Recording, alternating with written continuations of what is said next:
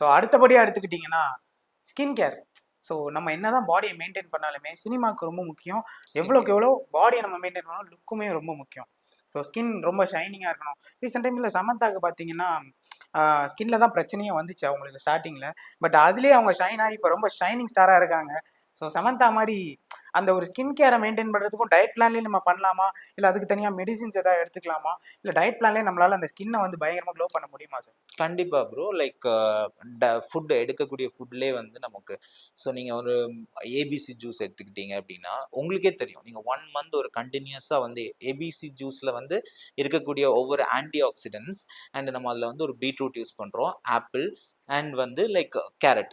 இந்த 3 கண்டென்ட்டும் நம்ம கண்டினியூஸா எடுத்துட்டு இருக்கும்போது அதுவுமே வந்து நம்மளோட ஸ்கின் டோனுக்கு வந்து ரொம்ப ஹெல்ப்ஃபுல்லா இருக்கும். மெயினா வந்து ஆன்டி ஆக்சிடென்ட்ஸ், ஃப்ரூட்ஸ்ல இருக்கக்கூடிய anti oxidants.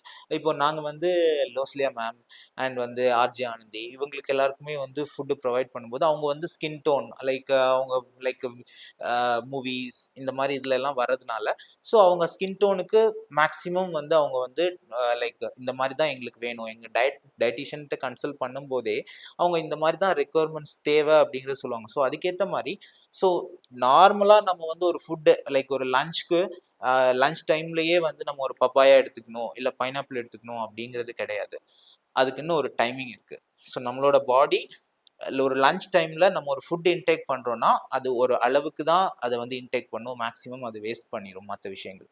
So skin டோனை change பண்ணணும்னு நினைக்கிறோம் அப்படின்னா இந்த மாதிரி ஃபுட்ஸ் எடுத்துக்கலாம். லைக் வந்து papaya, pineapple and strawberry, beetroot, carrot இந்த மாதிரி விஷயங்கள் எடுத்துக்கலாம்.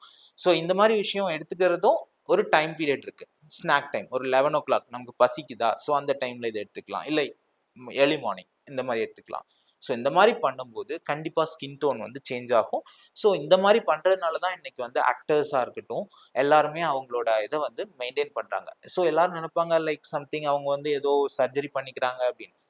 சர்ஜரி பண்ணிக்கிறவங்க நிறைய பேர் இருக்காங்க. அதர் தன் தட் ஃபுட்டு மட்டும் வச்சுமே வந்து போறவங்க அப்படி பேசும்போது தான் லைக் சிவகார்த்திகேயன் சார்.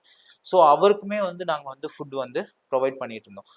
அவருக்கு ஃபுட் ப்ரொவைட் பண்ணும்போது அவரோட ஸ்கின் டோன் மெயின்டைன், நீங்கள் அவர் முன்னாடி அவர் வந்து ஒரு விஜய் டிவியில் அவர் பண்ணிட்டு இருக்கும்போது அவரோட ஸ்கின் டோன் பாருங்க, ஆஃப்டர் தட் அவரோட ஸ்கின் டோன் பாருங்க, சேஞ்ச் இருக்கும். ட்ராஜிக்காக ஒரு சேஞ்ச் இருக்கும். எல்லாமே வந்து அவங்களோட food and other than that அவங்க என்ன ஃபுட் இன்டேக் பண்ணுறாங்க, என்ன பண்ணிட்டு இருக்காங்கங்கிறத பொறுத்து தான் எல்லாமே.